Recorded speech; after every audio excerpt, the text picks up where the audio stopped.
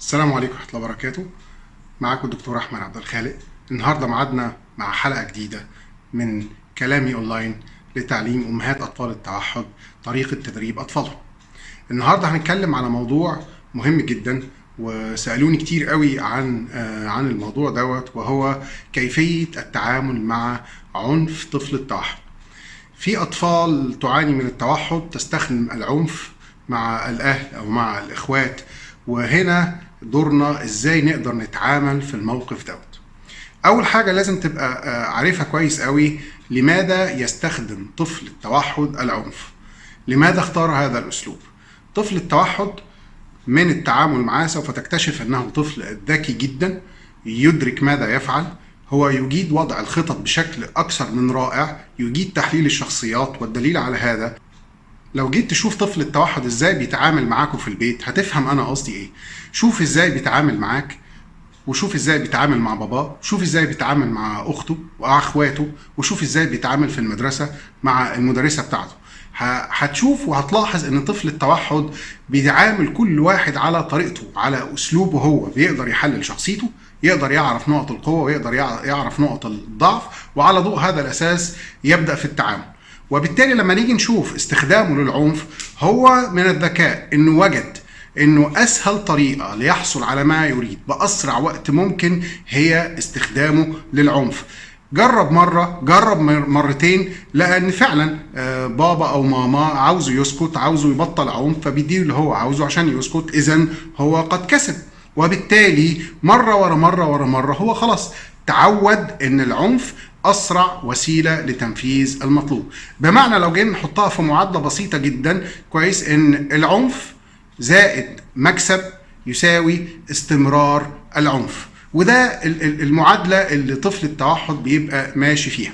طيب احنا دلوقتي عاوزين نتخلص من مشكله العنف دي. عشان نتخلص من مشكله العنف دي محتاجين 7 خطوات نعملهم مع الولد اللي عنده توحد عشان نقدر نتخلص من مشكلة العنف. أول حاجة لازم نعملها إن إحنا لازم نغير المعادلة، والمعادلة الجديدة هتبقى عنف زائد خسارة تساوي توقف عن العنف. بمعنى إنه مش ممكن أبدا يستخدم العنف ويجد أي مكاسب من استخدامه للعنف. هو مبدأه الأصلي إن أنا بستخدم العنف عشان أكسب، أحصل على ما أريد. لا، من النهاردة القصة دي هتتغير، واستخدامك للعنف لا يمكن أبدا أن ينجح في توصيلك لما تريد. لن تحصل على شيء باستخدام العنف. دي كانت أول خطوة لازم تبقى حاططها في بالك وأنت بتتعامل معاه.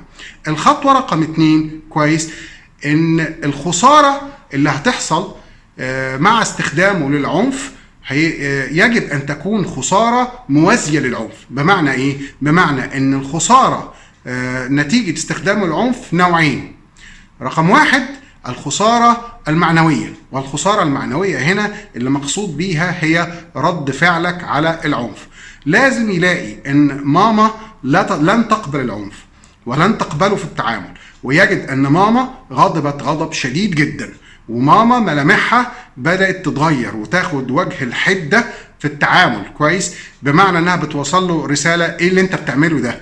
اللي انت بتعمله ده ما يصحش ولن اقبله منك. وتبقي معاه وتعبير وشك قوية حازمة، تمسكيه من ايده ماسكة قوية فيها تنبيه، خد بالك انت بتعمل ايه كويس قوي، اللي انت بتعمله ده غلط، اللي انت بتعمله ده خط احمر ما يتعداش. وصوتك يعلى وتقولي له بحدة وبحزم كويس، بطل عنف، اوعى تستخدم العنف، وتقولي له السبب. اوعى تفتكر ان انا هعطيك الشيء الفلاني اللي هو عاوزه باستخدامك للعنف، مش هعطيك هذا الشيء، لن اعطيك هذا الشيء، وتبقي حازمه معاه جدا. وبعد كده تمسكي ايده كويس وتزقيه بعيد عنك، ما تجيش جنبي، ما تقربش مني، اوعى تستخدم العنف معايا مره تانية كويس. الخساره الماديه المقصود منها العواقب. يعني ايه العواقب؟ يعني انت استخدمت اسلوب خاطئ، وبالتالي هناك عواقب لما فعلت. والعواقب هنا المقصود بيها انه هيخسر حاجة هو بيحبها. بمعنى ايه؟ بمعنى ان هو لازم تاخدي منه او تحرميه من حاجة هو بيحبها. بيحب الموبايل، اليوم كله مفيش موبايل. بيحب الحلويات، اليوم كله مفيش حلويات. بيحب الخروج، بابا هيخرج من غيرك، هيخرج باخواته وانت مش هتخرج معاه. اي حاجه بيحبها لازم يخسرها اليوم دوت، وكل مره يجي يقرب منها تقولي له السبب، عشان انت ضربت مش هتاخد كذا، عشان انت ضربت مش هتاخد كذا. في كل مره يجي يطلب منها حاجه تقولي له السبب. ورجاء تعاملي مع طفل التوحد انه طفل ذكي يفهم كل شيء، تعاملي معاه ان هو مدرك كل حاجه، مدرك للي هو بيعمله كويس، ويجب ان يتعلم جيدا ان هناك عواقب للتصرفات السيئه التي يقوم بها. الخطوه رقم 4 كويس، القاعده اللي انت لازم تحطها له ان العنف لن يعطيك ما تريد. وده بالنسبه لك، بالنسبه لماما وبالنسبه لبابا، قاعده ما فيش فيها هزار. هو ليه بيستخدم العنف؟ عشان اوصل للي انا عاوزه. طب انا ما وصلتش للي انا عاوزه، طب وبعدين؟ ده مش ما وصلتش كمان، ده انا كمان خسرت. اذا انت حطيتيه في موقف حرج، وبالتالي يجب ان يتصرف. وبذكاء طفل التوحد سوف يبحث عن بديل، لان هو الفكره الاساسيه اللي دايما بتبقى مسيطره عليه كيف ينفذ ما يريده، فبالتالي هيبحث عن اسلوب اخر ويبحث على اسلوب بديل.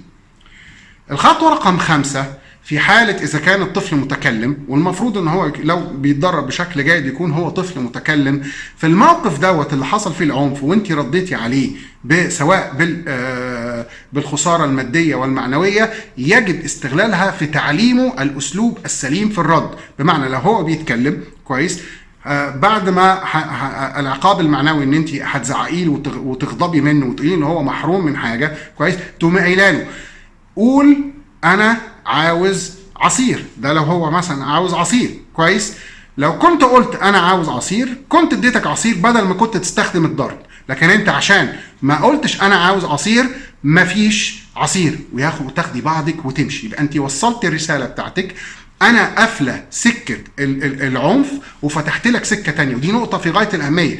انت لما بتقفل سكه ما ينفعش تقفلها وتسكت، لازم تقفلها وتفتح له سكه تانية هو يلاقي فيها مخرج ليه او حل بديل ليه يقدر يستخدمه، الا وهو الكلام. انت وقفت استخدامك للعنف، اديتك طريق بديل، الجمله دي كويس. هو مش هيقول معاك في الاول، لكن هو هيبتدي يفكر، طب انا مش قادر انفذ اللي انا عاوزه، طب ايه البديل؟ دي ماما كانت قالت لي لو انا قلت الجمله دي كنت خدت اللي انا عاوزه، طب اجرب كده. فيجي يجرب مره يلاقي ماما استجابت فورا لاستخدامه للكلام، وبالتالي هيلاقي ان اسلوب الكلام هو اسرع وافضل وسيله للتعامل. بس ده طبعا مع طفل التوحد اللي هو بيتكلم. لو مش بيتكلم كويس يبقى خلاص، يبقى هيستخدم اسلوب تاني غير الكلام انت تحدده له، ان هو يمسك ايدك، ان هو يشاور لك على الحاجه، ان هو يوري لك صوره الحاجه، تديله اسلوب بديل. لكن اسلوب العنف غير مقبول، وماما لن تقبله ابدا ابدا ابدا ابدا. الخطوه رقم 6 كويس، في اولاد نسبه العند عندهم والقوه بتبقى عاليه شويه. بمعنى ايه؟ بمعنى ان انت اديته عقاب معنوي، اديته خساره ان انت حرمته في الموبايل، لكن برضه مصر وعنده اصرار انه يستخدم نفس الاسلوب اللي هو بيستخدمه قبل كده. احنا كلنا عارفين ان طفل التوحد بيبقى عنده اصرار، وفي الحاله دي حضرتك هتضطر تصعد من الخساره. بمعنى ايه؟ بمعنى اذا كانت الخساره دي لم تكن بالمستوى المطلوب حتى يفكر 1000 مرة قبل أن يعيد نفس التصرف الخطأ، إذا يجب أن تصعد من الخسارة. أنا حرمتك من الموبايل طول اليوم، لا أنا هحرمك من الموبايل ومفيش شوكولاتة. ما جابش نتيجة، لا هحرمك من الموبايل ومفيش شوكولاتة، وبابا هيخرج مع أخوك وأنت لا. بمعنى أن أنت لازم توصل للنقطة اللي عندها طفل التوحد يقف يقول لا، العقاب ده اقوى بكتير قوي من حبي لاستخدام العنف، لا انا مش هستخدم العنف، انا هبتدي ادور على اسلوب تاني. النقطة رقم 7 كويس، العكس. يعني ايه العكس؟ ودي برضو نقطة في غاية الأهمية، اوعى تنساها. بمعنى ايه؟ بمعنى ان انت لو نجحت ان الولد يبتدي يستخدم اسلوب تاني في التواصل غير العنف، ودي محاولة منه كنوع من انواع جس النبض او الاختبار، طب انا هجرب الاسلوب الجديد دوت اشوف ايه الاخبار، يجب ان يجد ان الطريق معبد تماما.